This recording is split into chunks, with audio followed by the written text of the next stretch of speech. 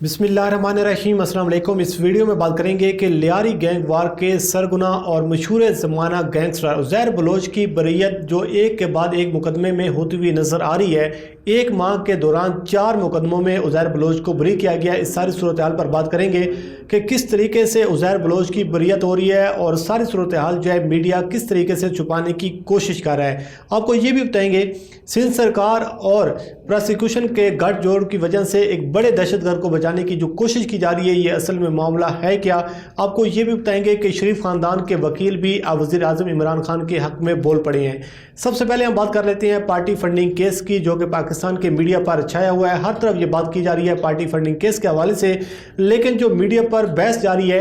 ये अब तयन किया जा रहा है, मीडिया पर जो डिस्कशन की जा रही है कि क्या ये फॉरेन फंडिंग का केस है या फिर ये ममनुआ फंडिंग का केस है। मुस्लिम लीग नून को देखें, पाकिस्तान पीपल्स पार्टी को देखें, मौलाना फजल रहमान को देखें, तो खुशियां भी मनाई जा रही हैं, जश्न भी मनाए जा रही हैं और इस हवाले से इदारों पर दबाव डालने की कोशिश भी की जा रही है। मुस्लिम लीग नून का यह दावा है कि पार्टी फंडिंग केस में, यानी फॉरेन फंडिंग केस में, मुस्लिम लीग नून ये दावा कर रही है कि वज़ीर आज़म इमरान खान घर चले जाएंगे और तहरीक इंसाफ को कल अदम करार दिया जाएगा। उसकी वजह यह बताई जा रही है कि वो क्लेम ये कर रहे हैं कि हमारे पास सबूत मौजूद हैं, हमारे पास एविडेंस मौजूद हैं और जिस तरीके से इमरान खान की जमात को जो फंडिंग हुई है, जो ममालिक ने इमरान खान को फंडिंग किया है, जिस ममालिक ने फंड दिए हैं, उन तमाम तर की जो तफसीलात वो हमारे पास मौजूद है और हम वो इलेक्शन कमीशन में जमा करवाएंगे। इमरान खान की जमात कल अदम करार दी जाएगी। लेकिन दूसरी जानिब इमरान खान की जमात के जो लोग हैं उनकी जानिब से, तज्ज़ियाकारों की जानिब से और जो वो एक न्यूट्रल एनालिस्ट हैं उनकी जानिब से दावा ये किया जा रहा है कि ये असल में फॉरेन फंडिंग का केस नहीं है, बल्कि ये ममनुआ फंडिंग का केस है। और इसमें अगर ये हो सकता है कि इस केस में फंड तो जब्त कर लिए जाए लेकिन जमात को कलअदम करार नहीं दिया जाएगा, ये बात की जा रही थी। लेकिन मुस्लिम लीग नून की जानिब से, मौलाना फजल रहमान की जानिब से जो दावे किए जा रहे हैं, अब उनकी अपनी जमात के लोग और उनके अपने वकला की जानिब से, उनके अपनी लीगल टीम की जानिब से ये दावा सामने आ रहा है कि ये ममनुआ फंडिंग का केस है। सुलेमान अकबर राजा जो कि पनामा केस में शरीफ खानदान के वकील थे, उन्होंने एक टीवी प्रोग्राम में कहा है कि ये जो केस फॉरेन फंडिंग का चल रहा है, ये असल में ममनुआ फंडिंग का केस है और कानून के मुताबिक ये है, पॉलिटिकल आर्डर जो है 2002, उसके तहत अगर किसी भी जमात को फंडिंग हुई है, अगर वो ममनुआ फंडिंग के केस जुमरे में आएगी तो सिर्फ उस जमात के जो फंड्स हैं वो जब्त किए जाएंगे, लेकिन उस जमात को कल अदम करार नहीं दिया जाएगा। दूसरी जाने वो ये भी कहते हैं कि कोई भी जमात जो है, अगर उसको दोहरी शरीयत के हामिल जो ओवरसीज़ पाकिस्तानी है वो अगर फ़ंड दे रहे हैं तो इस बुनियाद पर उस जमात को कल अदम करार नहीं दिया जाएगा, उनके फ़ंड जब्त नहीं किया जाएंगे। और इसके साथ साथ वो ये भी कह रहे हैं कि ये जो ममनुआ फंडिंग का केस है, इसमें सिर्फ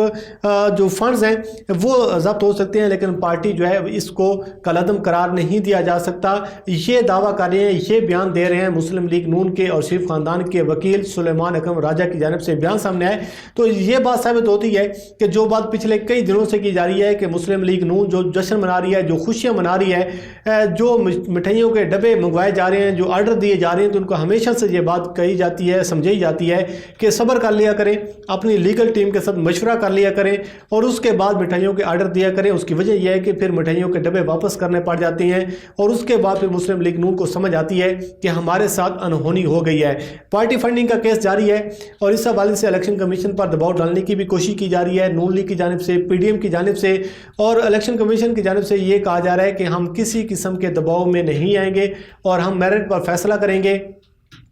जो इतराज़ात उठाए जा रहे हैं, जो स्क्रूटनी कमेटी पर जो इतराज़ात उठाए जा रहे हैं, तो इलेक्शन कमीशन ने वाज़े किया है कि मेरिट पर फैसला होगा। जो कार्रवाई जारी है, जिस तरीके से समाअत हो रही है, उसी रूटीन के मुताबिक होगी, लेकिन हम इंसाफ के तमाम तर तकाज़ों को पूरा करेंगे, तमाम जमातों को पूरा मौका दिया जाएगा। लेकिन इस सारी सूरत हाल में जो प्लस पॉइंट है तहरीक इंसाफ का, अब तहरीक इंसाफ के हक़ में, वज़ीर आज़म इमरान खान के हक़ में ओवरसीज़ पाकिस्तानी जिन लोगों ने इस जमात को फंड दिए हैं वो खड़े हो चुके हैं। उनकी जानिब से बयानात भी सामने आ रहे हैं और वो ये दावा करें कि हम तमाम तर सबूत लेकर पाकिस्तान आने को भी तैयार हैं, इलेक्शन कमीशन के सामने जमा होने को भी तैयार हैं। الیکشن کمیشن کے سامنے ہم حاضر ہونے کو بھی تیار ہیں۔ اب صورتحال یہ ہے کہ دیکھتے ہیں کہ کون سی جماعت جو ہے وہ زیادہ اس میں فائدہ اٹھانے میں کامیاب ہوتی ہے، کس جماعت کو ڈینٹ پڑے گا۔ لیکن مسلم لیگ نون کے لیے، مولانا فضل الرحمان کے لیے، پیپلز پارٹی کے لیے بھی مشکلات اسی طرح ہیں جس طریقے سے تحریک انصاف کے لیے ہے۔ لیکن یہ جو دعویٰ کیا جا رہا ہے کہ یہ جماعت کا عدم قرار دی جائے گی، عمران خان گھر چلے جائیں گے، لیکن اب تو مسلم لیگ نون کے حامی وکلاء کی جانب بھی یہی کہا جا رہا ہے کہ تحریک انصاف کو کالعدم قرار نہیں دیا جا سکتا، لیکن ضبط اگر فنڈز میں سے کوئی کمی کوتاہی آتی ہے، کوئی ایسی چیزیں سامنے آتی ہیں تو فنڈ ضبط کر لیے جائیں گے۔ اب ہم بات کر لیتے ہیں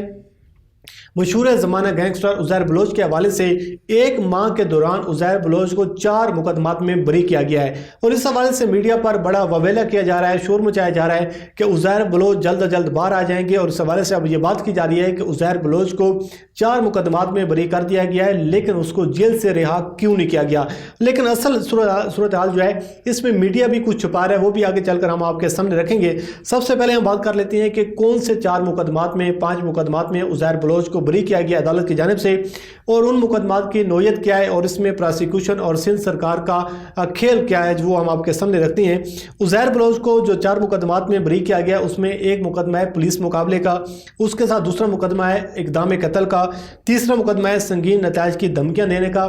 چوتھا مقدمہ ہے بسوں کو جلانے کا، اور 5واں مقدمہ ہے ہنگامہ آرائی کا۔ یہ مقدمات ہیں، یہ 2012 سے 13 کے درمیان یہ درج کیے گئے، اور اب صورتحال یہ ہے کہ پچھلے 7 سے 8 سالوں میں پراسیکیوشن یہ عدالتوں میں ثبوت دینے میں کامیاب نہیں ہو سکی، اور عدم ثبوتوں کی بنیاد پر عزیر بلوچ کو بری کیا گیا۔ اور اس حوالے سے عدالت نے کہا ہے کہ جو ثبوت پراسیکیوشن نے جمع کروانے تھے، جو ایویڈنس عدالت میں لے کر آنی تھی، وہ عدالت میں جمع نہیں کروائی گئی۔ آپ اندازہ کریں سندھ سرکار کا اور پراسیکیوشن کا، آپ اندازہ لگائیں ان کی جو جس طریقے سے اب ہیلپ کرنے کی کوشش کی جا رہی ہے پراسیکیوشن کی سندھ سرکار کو، اور سندھ سرکار جس طریقے سے پراسیکیوشن پر حاوی ہونے کی کوشش کر رہی ہے۔ آپ ایک بندے پر مقدمہ درج کرواتے ہیں بسوں کو جلانے کا، ایک بندے پر مقدمہ درج کرواتے ہیں آپ اقدام قتل کا، اور مقدمہ درج کرواتے ہیں بھئی آپ کو دھمکیاں دی جا رہی ہیں سنگین نتائج کی، لیکن صورتحال یہ ہے کہ جب عدالت میں آپ جاتی ہیں تو پراسیکیوشن نہ تو کوئی بس جلانے کی تصویر وہاں پر جمع کرواتی ہے،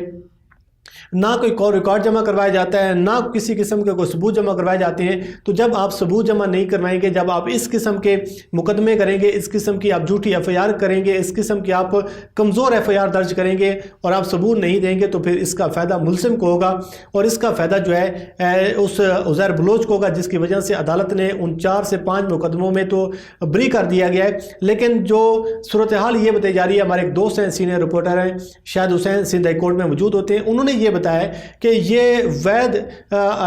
منفرد نوعیت کا کیس ہے، جس میں یہ بتایا جا رہا ہے کہ سندھ سرکار جو ہے اور پراسیکیوشن خود مقدمے میں مدعی بھی ہے اور گواہ بھی خود ہے۔ تو آپ اندازہ لگائیں کہ کس طریقے سے یہ کھیل کھیلا جا رہا ہے کہ ایک ایسے گینگسٹر کو، ایک ایسے مشہور زمانہ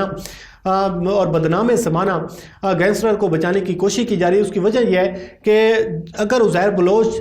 پر یہ چیزیں ثابت ہو جاتی ہیں تو پھر اس ساری صورتحال کا کھرا جو ہے وہ پھر زرداری ہو جائے گا، اس میں آصف علی زرداری بھی آئیں گے، اور آصف علی زرداری کے ساتھ ساتھ وہ لوگ بھی آئیں گے جو عزیر بلوچ کو استعمال کرنے کی کوشش کر رہے تھے، جو فائدہ اٹھانے کی کوشش کر رہے تھے۔ اب ہم بات کر لیتے ہیں کہ کس طریقے سے سندھ سرکار جو ہے اور پراسیکیوشن کا گٹھ جوڑ جو ہے وہ سامنے آ رہا ہے، اور کب سے یہ جو معاملہ جو ہے یہ شروع ہے۔ آپ کو یاد ہوگا 2016 میں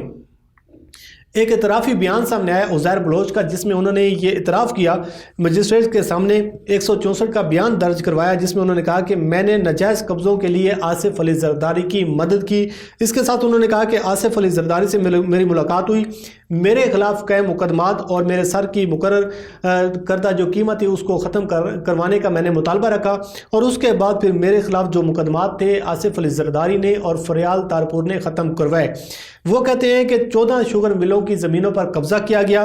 میں نے اس سارے معاملے میں مدد کی، اور اس کے ساتھ ساتھ انہوں نے یہ انکشاف کیا تھا کہ ماہانہ 1 کروڑ روپے بتا فریال تارپور کے اکاؤنٹس میں جمع کروایا جاتا تھا میری جانب سے، اور ان کو یہ بتا جاتا تھا، جس کی وجہ سے اس سارے معاملات میں نے ان کی مدد کی ہے۔ دوسری جانب انہوں نے انکشاف یہ بھی کیا کہ بلاول ہاؤس کے اخراجات اور اس کے ساتھ ساتھ بلاول ہاؤس کے اطراف جتنے بھی ہاسٹل سے ان کو خالی کروانے میں اور ان پر قبضہ کرنے میں نے اپنے لڑکے بھیجے، ان پر قبضہ کروایا گیا، اور یہ سب کچھ آصف علی زرداری اتاری کے کہنے پر ہوا، فریال تارپور کے کہنے پر ہوا۔ یہ اعترافی بیان مجسٹریٹ کے سامنے 2016 میں درج کروایا گیا، لیکن 4 سال بعد، ٹھیک 4 سال بعد عزیر بلوچ اپنے بیان سے مکر گئے۔ انہوں نے کہا 13 جولائی 2020 کو عزیر بلوچ نے عدالت کے سامنے یہ اس حوالے سے اپنے بیان سے پیچھے ہٹے اور وہ مکر گئے۔ انہوں نے کہا کہ میں نے کسی بے گناہ کو قتل نہیں کیا، نہ میں نے کوئی قتل کیا، اور وہ کہتے ہیں کہ میں بے گناہ ہوں، میں نے کسی قسم کا کوئی قتل نہیں کیا۔ عزیر بلوچ یہ بھی کہتے ہیں کہ میرے ساتھ جعلسازی کی جا رہی ہے، جھوٹا بیان جو ہے وہ میرا شو کروایا جا رہا ہے۔ میں اللہ کو حاضر ناظر جان کر کہتا ہوں کہ میں نے کسی کا کوئی قتل نہیں کیا اور میرا اقبالی بیان نہیں ہے، یہ جھوٹا بیان ہے۔ بہرحال یہ تھی کچھ صورتحال جو ہم نے آپ کے سامنے رکھی کہ پراسیکیوشن اور سندھ سرکار جو ہے وہ مل کر عزیر بلوچ کو بچانے کی کوشش کر رہی ہے۔ اگلی ویڈیو تک مجھے دیجیے اجازت۔ اللہ کریم آپ کا حامی ناصر ہو۔ اللہ حافظ۔